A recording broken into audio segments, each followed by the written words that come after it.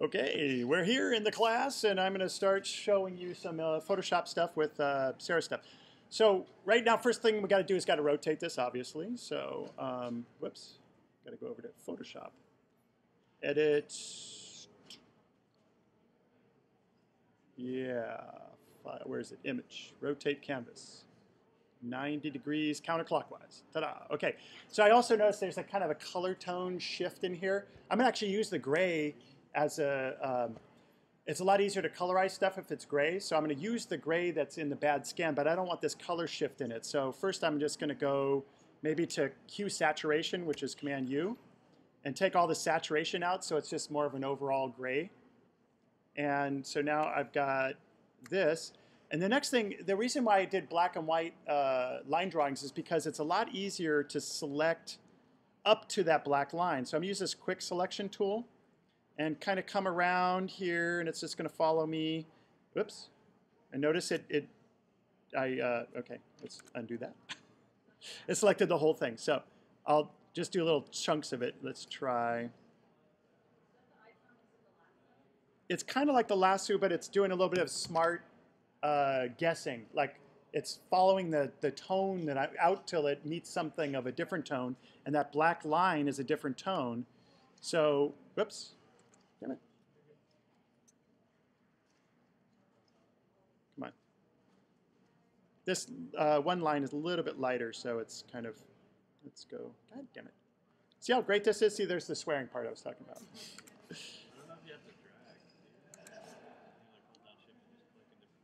Well, this smart one is drag one where you kind of go through.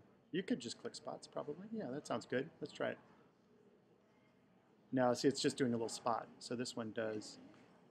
So I'm doing it the opposite right now. I'm actually just going with it and saying, all right, I'm going to unselect the object. So I'm holding down Option, and that little circle turned into a minus. And we're almost there. Come on. Just need a little bit more. Yeah, I'm going to do that in a second here. So I just want this last little bit of a line. It looks like you might be missing the tail end of the middle tool. Tail end of middle tool. Yeah, it got a little wonky, but I'm just going to go with this for now, but you could clean it up and everything. All right, so I've got the whole background selected. So now what I'm going to do is lighten up the whole background. And I'm going to, instead of deleting, I'm going to just use levels because my line work is still in there. So, and you can see where I kind of jumped a little bit.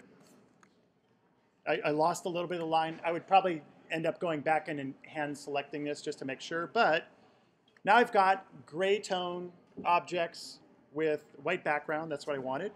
I might do something like, let's do this one more time. Now it'll be a lot easier because it's got a bigger range. Okay, so now I've got the background selected. I'm going to inverse that selection. Select inverse. And I just have my objects. I'm going to copy those, copy and paste in front. And I always do that just so I have a backup of my files. So I don't, if I ruin something, I've got a layer with just that in there.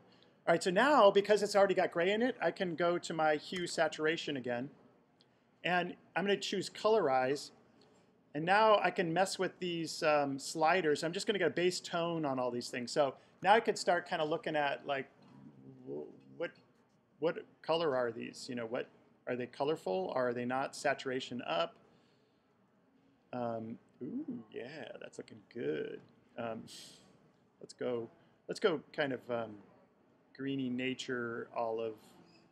So we cut the saturation down a little bit. Lightness. You'll notice lightness, if I go on this scale, I'm losing my line weights. But if I go darker, it doesn't matter too much. So I'm just going to leave that there. All right, so the quickest way to do this is, now that I've got this kind of gray tone, is just to select pieces of this and say, all right, I'm going to make sure I have no feather. Let's use the other lasso tool. Instead of this smart select one, we'll just use the magic wand. And I'll select like similar edges. So this is all going to be this kind of front edge that's vertical as opposed to the flat plane on the top. Okay, that looks good. And what I could do this a couple different ways. I could either do levels again and just go Command L, and maybe I want to darken this edge up. So I just play with this until I get where I want to be and say okay. But I want a little bit of variation in here, so I'm going to use the dodge and burn tools. Once you get the kind of base color, the dodge and burn tools are kind of nice. And the little icons are reference to photography. This one is like, it looks like a lollipop, and you use it to dodge the light. And the other one is a hand, because this is the old-fashioned technique of putting under the projector. And you would make a little hot light of a spotlight, and you kind of rub it around, and it would expose more. But I always can never remember which one is which, so I have to go and draw a little bit and go, okay, that one's lighten, and the little hand then is darken. Because in photography, you're kind of doing the opposite. You're starting with a negative. So it doesn't make any sense.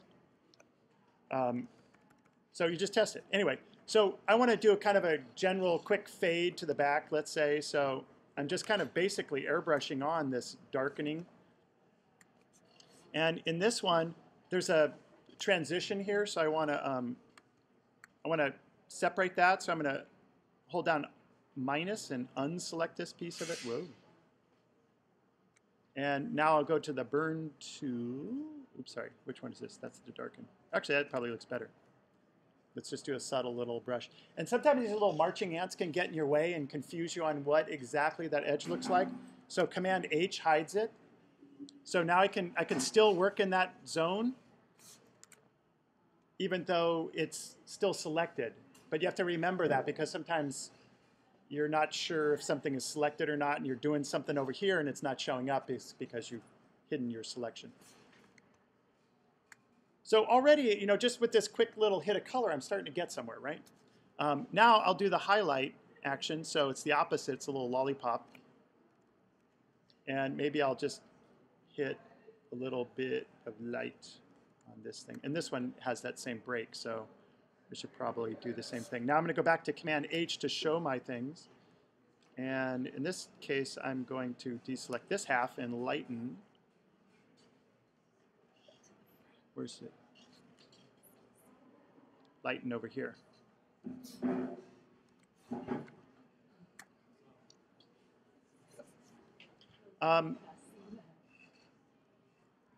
Then let's see the top. Let's do the top a little bit. And I've got my, oh, where'd it go? There it is. Okay, so my brush is a little small. And if you have cap locks on right now, you can't even, can you even see the cursor? No. Right there it is, it's on the thing. If you have cap locks on, it shows precise cursor, and then if you have it off, it shows the size of your brush. And again, you just gotta kind of watch it. So, and you can use the brackets up and down to resize the brushes a lot faster than going up to your menu. Oops. You hold down. That looks good. So I'm in the wrong brush. I want to airbrush.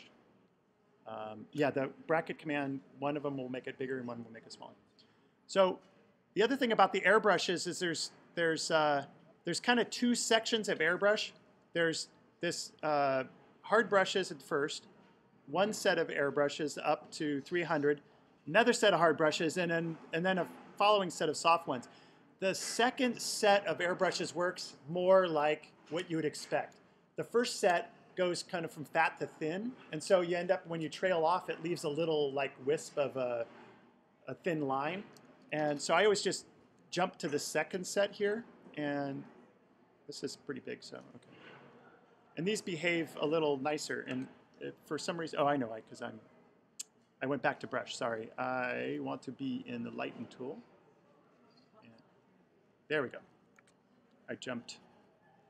So now I'll just give a little highlight along that edge, maybe. And I forgot to do the inside of this.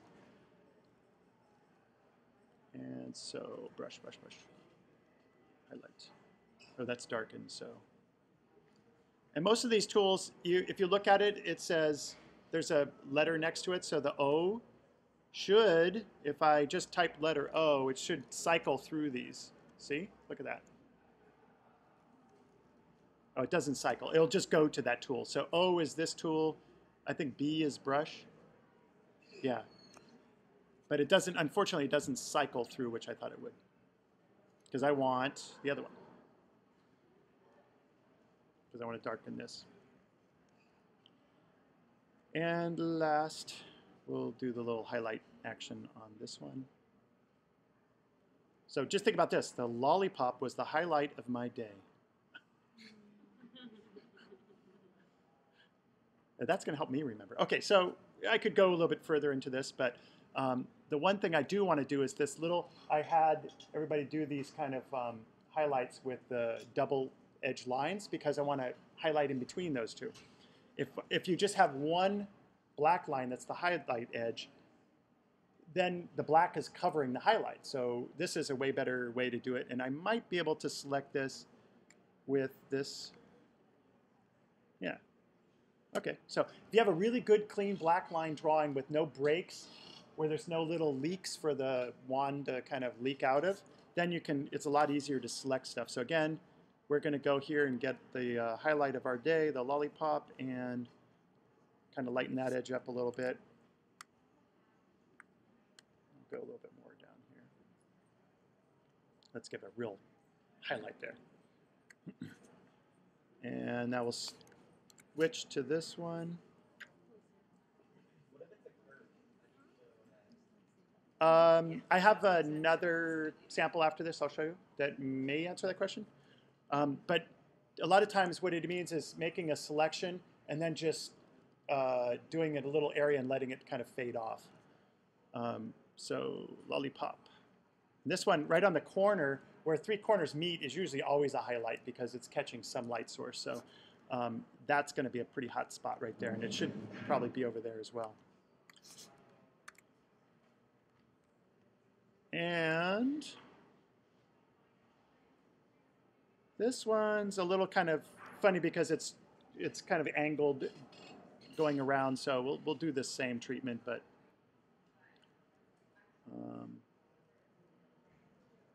so if you kind of think about the lights kind of coming in this way, let's say, so it's hitting this side of it more than coming this way. It's hitting that corner because it's coming in here, and it'll hit this front edge more, maybe. It's probably a little too much, but yeah. And also I can see my quick selection tools are not so good when you get up close. You can see I kind of lost a little bit in here. And that's where I really, when I do something I want a little more precision, I'll just use my Lasso Tool. And for whatever reason, it's easier when using the Lasso Tool is just to, there's a straight edge one, which is this, if you hold polygon Lasso Tool. I prefer to use the regular Lasso Tool, and if you hold down Option, oops, sorry, not Option.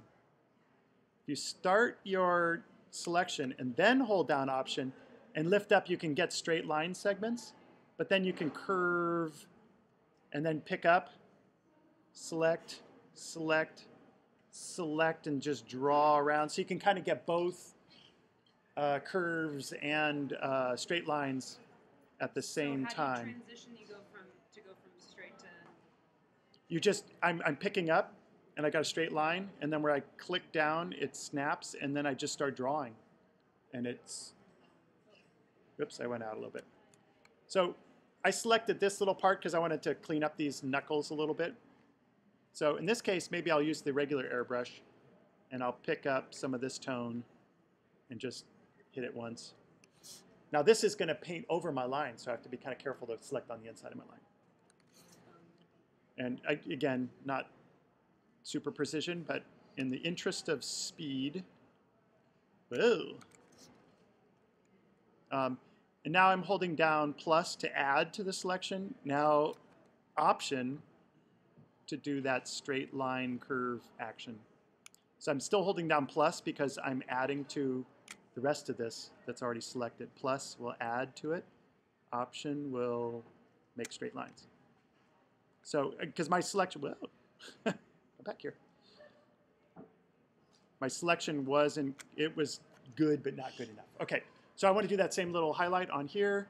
Almost done with this. I'm going to add a shadow, and we'll be done. And there's kind of something that's a little different about using the dodge and burn brushes is it gives a kind of nice little warm glow to it. If I airbrush white over this to get the highlights, it kind of gets a little milky and washed out. But you see how the highlights here look a little bit yellowy, which, you know, I think actually a little bit better than the, and maybe in those, well, I don't know, let's not do that. Okay, let's call this close. All right, now, because this is all one tone, I could still go back in here and go Command U, which is hue saturation. And now that I've got it all more or less colored in, I can still change the whole tone of it and start looking at some different colorways. Because it's all one tone. In addition, I could start looking at, like, let's say we were talking about maybe the handles are wood and the front's metal. So I'm going to select, well, this one doesn't quite work. Well, we'll just go over here. And it doesn't matter, this is one, it's a separate layer, but also when you're using hue saturation, white doesn't become affected. So you notice my selections are just all out on the white. Doesn't matter. Let's get a kind of nice wood color here.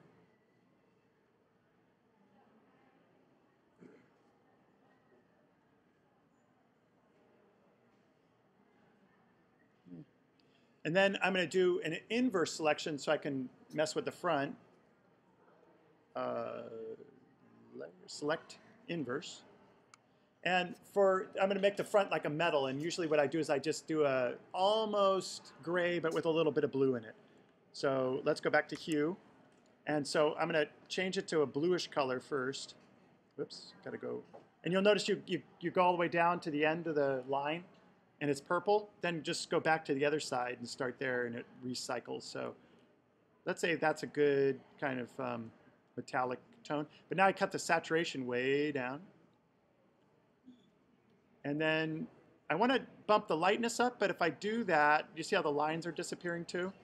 So I might do that through a different process, but I've got the basic tone. Maybe I'll do that in levels now and just tweak with my levels, making sure the black is not cut off, but These are my two favorite commands. which one? Command U. Command U. Command L. Okay, so last thing I want to do is, if this was really wood, I would maybe add some wood grain in there.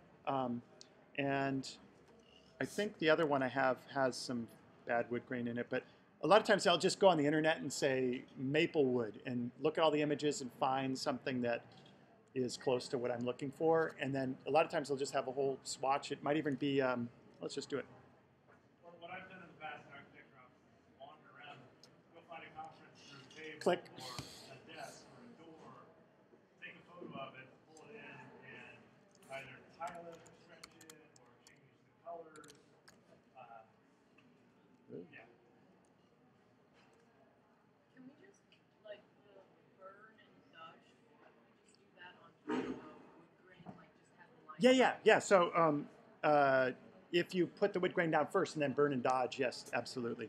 Okay, so here's some wood grain. I am going to, and sometimes I'll have the watermark on it and stuff. I'm going to throw this on my desktop first just so I have it though. And then, can I do this? No, it worked. Okay.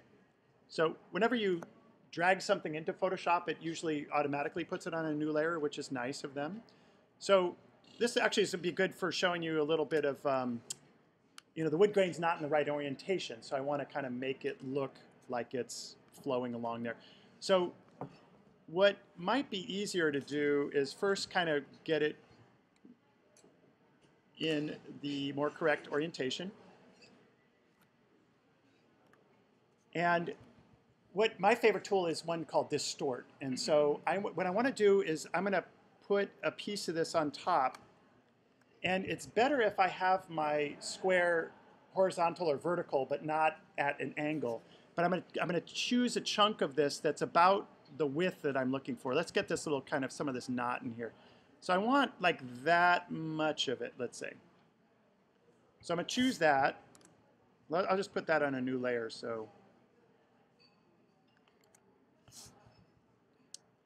and if I don't select that, I think it'll automatically figure this out, but where's Distort? Edit, Transform, Distort. Yeah, okay, so what Distort does is let you kind of move the corners wherever you want, but it actually ends up working kind of like in perspective. So what I do is I just snap these four corners to my object. And in this case, the object is tapering in a little bit, and I might actually make it a little bit more square because then I could trim it. But my ultimate goal here is to try to get the wood grain to look like it's in the right orientation. Okay, so I got some wood grain. Now, either I'll turn the opacity down so I can see where I'm trying to clip it to.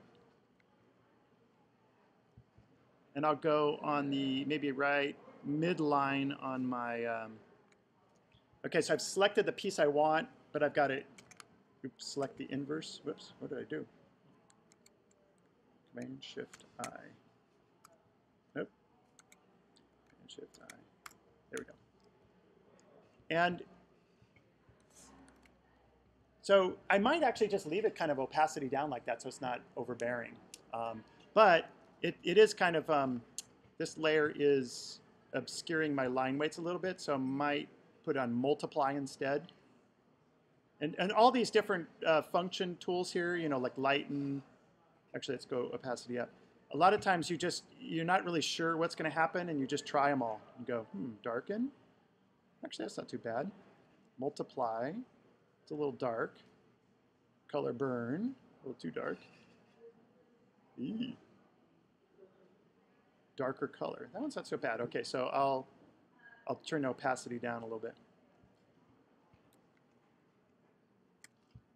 And so you kind of get the idea. I could start laying out the wood grain or the pattern or the texture or even my logo. So let's put a, do you have a name for your product yet? No, so we're not. Give me a, She could tell you. somebody give me a name for this. What would you call it? Angular. Fascinating. Sorry. All right. But whatever. Let's just do facet. F-A. Oh, no, and I don't have my thing. See. Is it the same?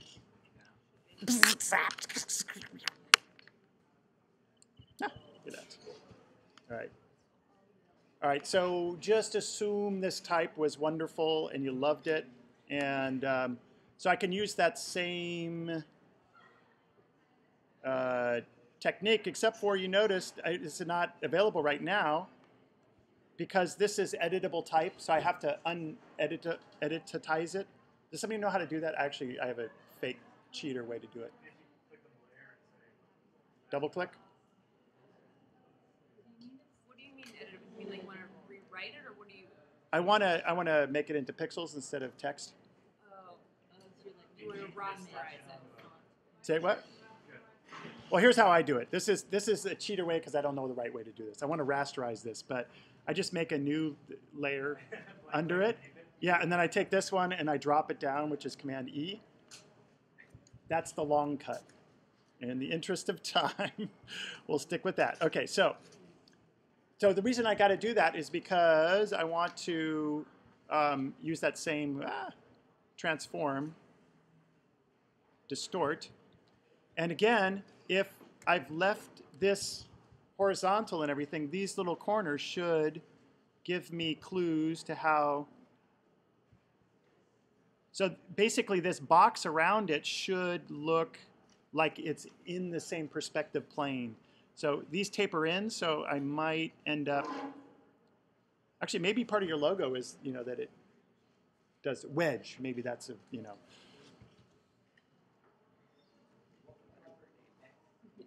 Wedging Lasso.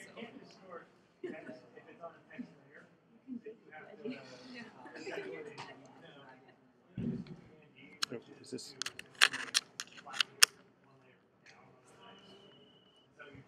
Good side and the back layer into a regular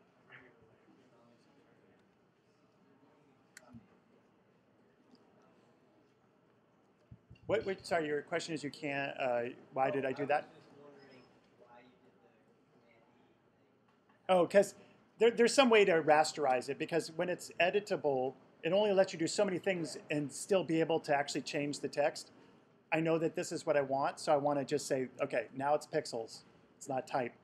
And that was my cheap shortcut. Okay, so I've got the facet logo in there, and I want that to be like wood burned in there a little bit, not like black type screen printed on there. So in that case, I might go to my layers and say layer style, because that's a separate layer, just the text, right? And I'm going to do a bevel and emboss. And you can kind of see right now, it looks, let me zoom in here. Layer style, bevel and emboss. Okay, you can start to see a little bit of highlights here, and this is where you have to play. This is the lighting. So I want this recessed in. And one thing is that I want the color to be, let's go, where's overlay? Where's the top shadow, inner shadow, outer shadow? Color overlay. Okay, so first let's change the color so we can see something other than black. And let's change that. Color overlay, got to select it first. We'll choose a kind of woody color. So some kind of brownish. Except for it's going to be a little darker brown because it's burnt in. And now we'll go back to bevel and emboss. And this is a couple options. There's chisel, chisel smooth, chisel soft. I think the smooth is going to work the best for us. Let's try outer bevel. And instead, we're going to go down. And we need to change our lighting, I think. Where's... No, opposite. Okay, starting to kind of get there. Depth. Size. Got 3 pixels.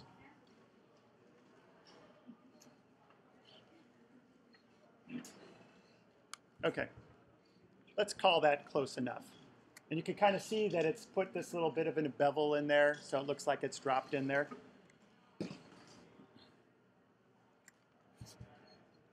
And then I could copy that layer, and I might have to play with it a little bit, but I'm sure that's not the logo you wanted, but Hey, I just didn't see. last thing is, so we got this far and we just want a shadow, right? And this is a thing where I think I've seen, this is one of those do not do this, but so I'm going to select my layer that's just the outline. Here, let's turn everything else off. Actually, it doesn't matter. So this layer is, remember I copied it and put it on front? So I could do something which most people do that says, where is it? Filter, image, layer, drop shadow. And I'm only showing you this because I'm saying don't do this. So it has this drop shadow thing in here, but what it ends up looking like is a piece of paper cut out and dropped on there. There's no three-dimensionality to it, right? So we're going to cancel that. We don't want that. So underneath your main objects, we'll do a new layer. And we're going to make our own shadow, but we want it to look kind of realistic. So first, we'll use the Lasso Tool, and we'll give a couple pixel blend to it. So let's go 5, let's say. And then we have to kind of imagine what the shadow would do. In this case, these kind of taper up so the back end might kind of hover off the ground a little bit. And it doesn't matter what's, well, actually, let's go this front edge a little bit. So it doesn't matter what's happening behind the object, but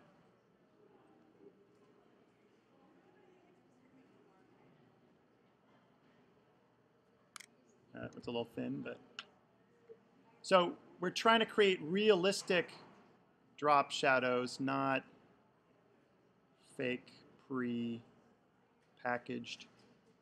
shadows. All right, so I could either just fill these with a solid color, but I want to kind of airbrush them in because the shadows will be a little bit darker right where it touches. So I am going to, and I'm going to end up lightening. So I'm going to go a little bit overboard, make it darker, and then I'll just cut the opacity down. So I want black. I want an airbrush. And, oops. I want to cut my opacity of the airbrush itself down a little bit so I can build this up. And so it's going to be a little bit darker where it meets the edges and on the inside. Like here, this will be darker, and then there will be some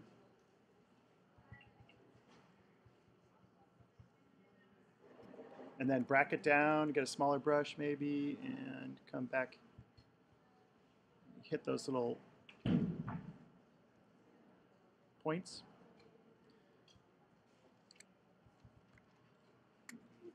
Okay, so now it's kind of sitting in some space,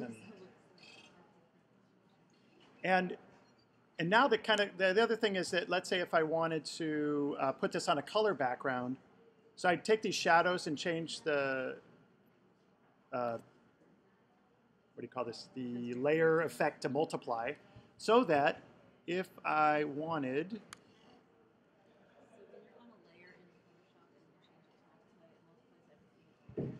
Yes. Except I still got my feather radius on. Okay, I'm just doing this real quick here, but let's say if I had some graphic, layout that had a swoosh and it was full of some color. Let's do nice green. We'll just drop it in with our paint bucket, which is hidden somewhere. Where's paint bucket? There it is. Okay. Whoops, I'm on my shadow layer. Wrong layer. I want a new layer. I'm going to put it behind the shadow. I'll fill that layer. And because this is multiply, you'll see that the shadow kind of multiplies over that color. So whatever you do, let's cut that way down. The shadow will sit on top of that and interact with that layer. So there's with it, without, or this whole thing could be that color. Hello. And sometimes putting a little bit of color in the background, then the highlights, the whites and stuff will really show up better. Okay, so does that all seem doable? Answer any questions as far as coloring? Yeah, okay. All right. I did record it, so let's try stopping. Unfortunately, the longer the post, the more error prone it is, but